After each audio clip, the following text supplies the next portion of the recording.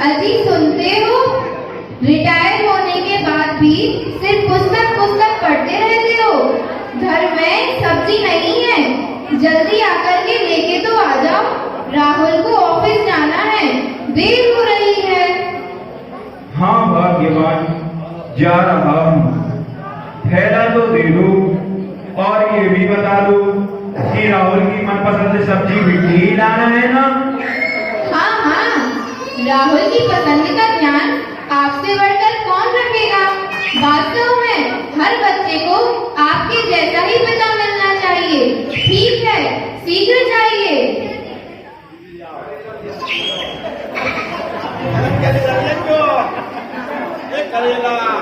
काशीबाई जी राहुल के पास जाते हुए, राहुल तुम कब तक मोबाइल चलाओगे? चलो मंदिर जाओ, मैं तुम्हारा टिफिन तैयार करती हूँ। पिताजी सब्जी लेने गए हैं, आते ही होंगे। उठो बेटा, चलो, तुम ऑफिस के लिए लेट हो जाओगे। जल्दी करो बेटा। हाँ, मेरे नसीब में तो बैठना भी अच्छे से नहीं है। क्या करूं? मेरे बाप ने तो कमाकर ही क्या रखा है। उन्हें तो मेरे लिए कुछ ही नहीं किया, सिर्फ नाम का ही बाप है। बेटा राहुल, ऐसा नहीं है। वो एक निस्वार्थी शिक्षक हैं।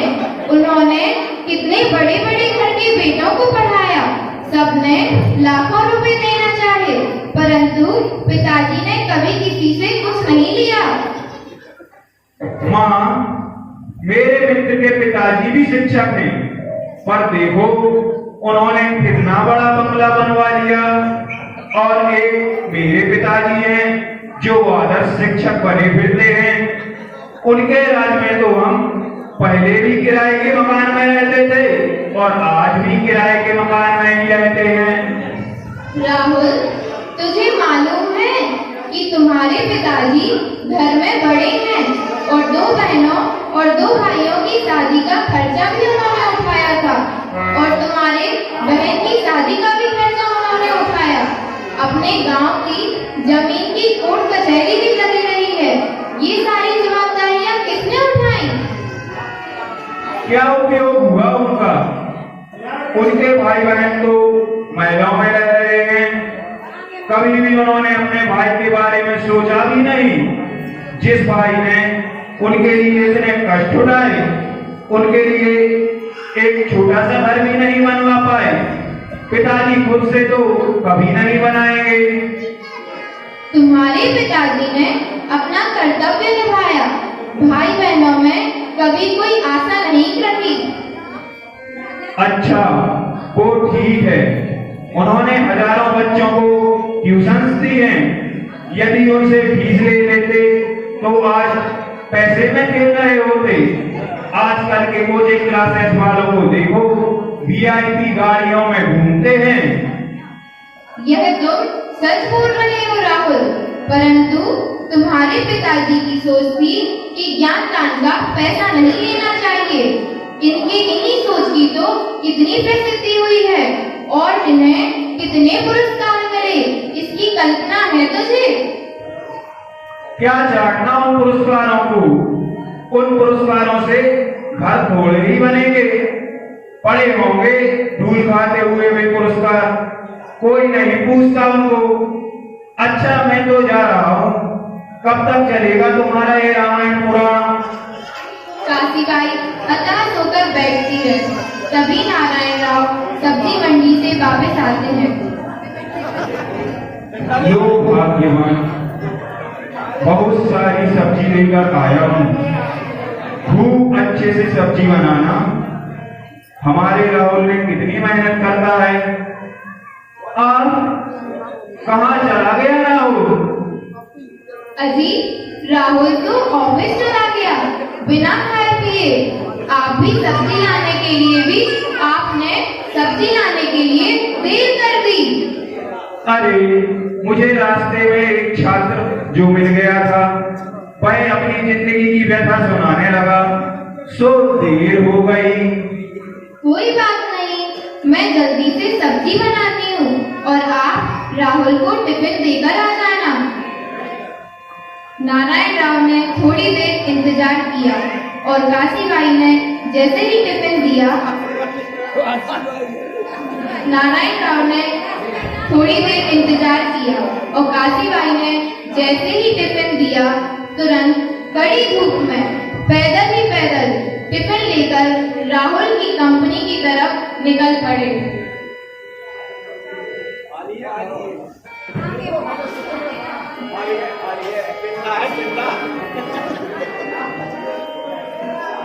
तक पहुंचते पहुंचते उनका दम फूल गया। कंपनी के गेट पर अंदर जाने लगे तभी सिक्योरिटी गार्ड से, ठहरिए, आप अंदर नहीं जा सकते, क्या काम है? राहुल पाटिल सर साहब को टिफिन देना है, अंदर जाऊं क्या?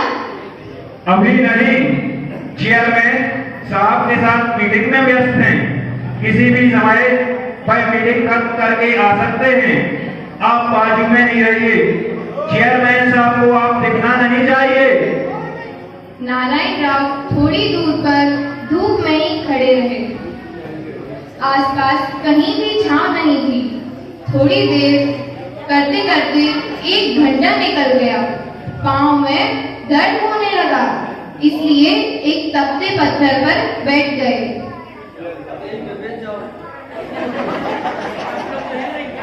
तभी मीटिंग खत्म हो गई। चेयरमैन साहब के पीछे पीछे अधिकारी और उनके साथ राहुल भी बाहर आया। राहुल की नजर पिताजी पर पड़ गई।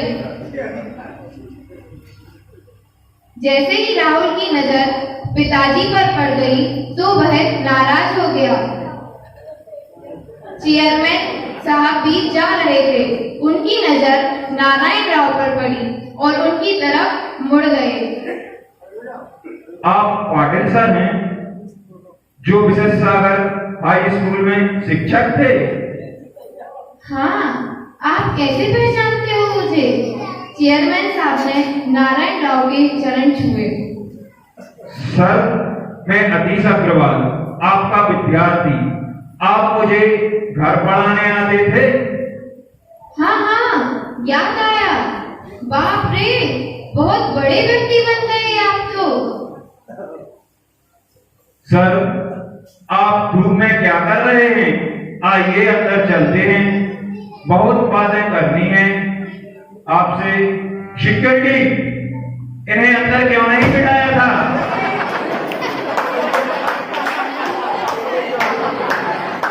उनकी कोई गलती नहीं है, आपकी मीटिंग चल रही थी, आपको तकलीफ ना हो इसलिए मैं ही बाहर रुक गया। Okay okay. चेयरमैन साहब ने नारायण राव का हाथ अपने हाथ में लिया और अपनी कुर्सी पर बिठाने लगे। बैठिए सर, अपनी कुर्सी की तरफ इशारा करते हुए। नहीं नहीं, वो कुर्सी आपकी है।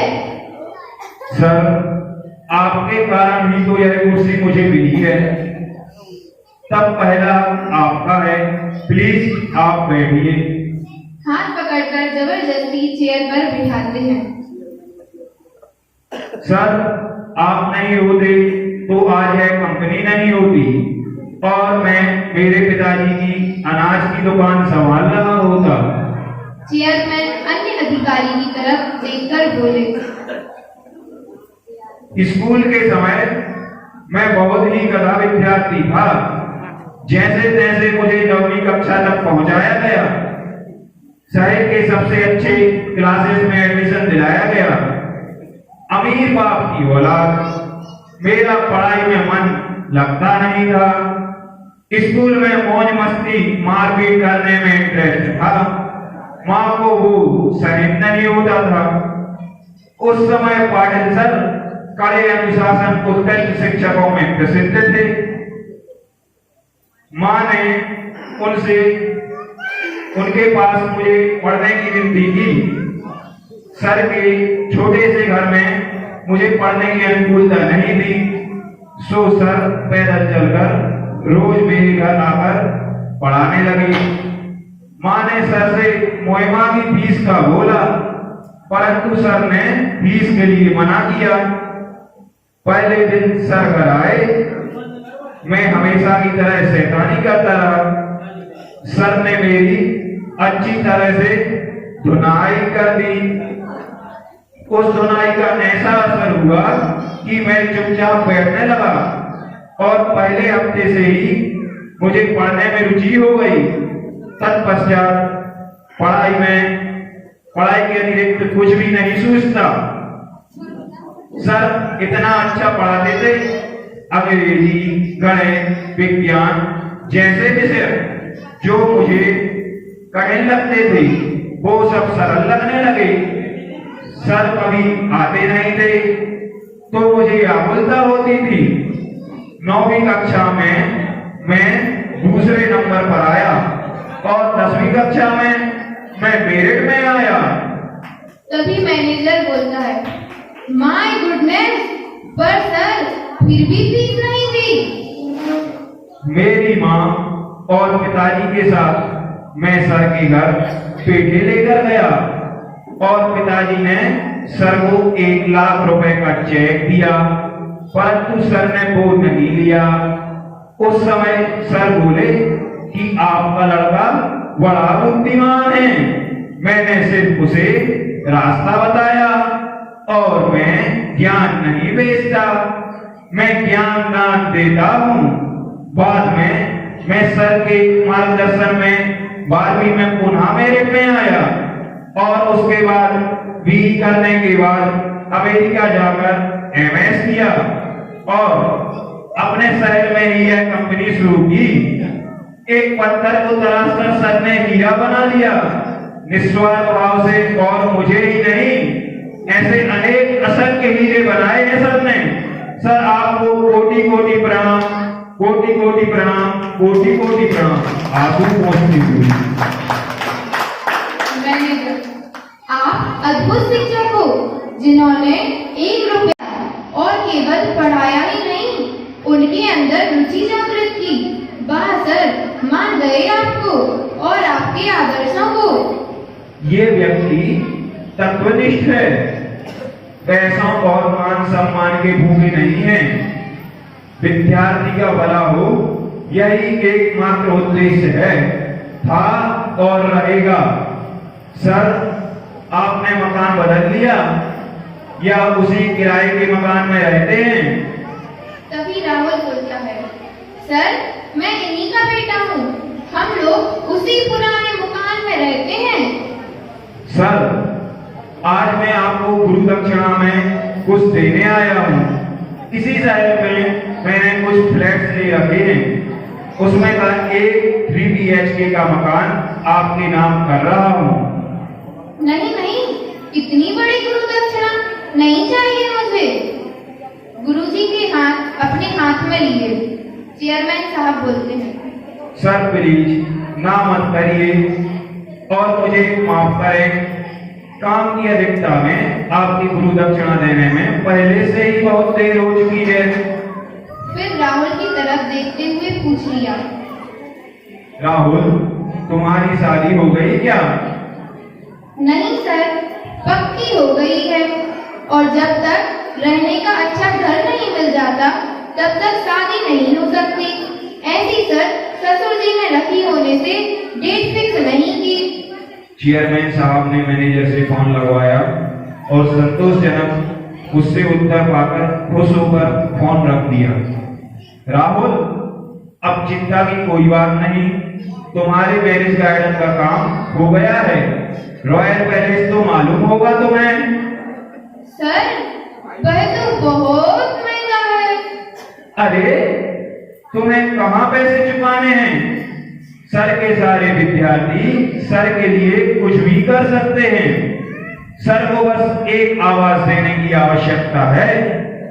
इस पैलेस का मालिक भी सर का विद्यार्थी है। उसे मैंने सिर्फ बताया, सिर्फ हाल पहले से नहीं, संपूर्ण भोजन और शादी का खर्चा उठाने की जिम्मेदारी भी खुशी खुशी ले ली है। तुम केवल तारीख बताओ और शादी की तैयारियां करो। बहुत बहुत धन्यवाद सर।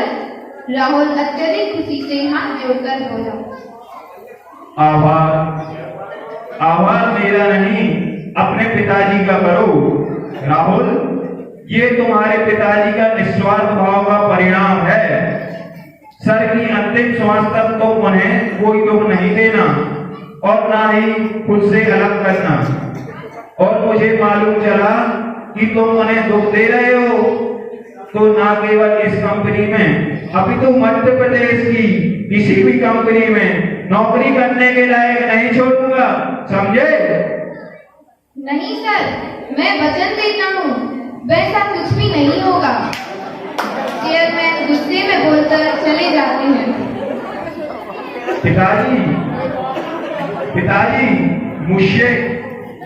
पिताजी मुझसे गलती हो गई। मैंने आपको आज तक गलत समझा। आप तो वास्तविक आदर्श व्यक्तित्व हो। इतने बड़े व्यक्तित्व को हम समझ नहीं पाए। मुझे माफ कर दें, मुझे माफ कर दें, मुझे माफ कर दें। बस मेरी शादी करा दें।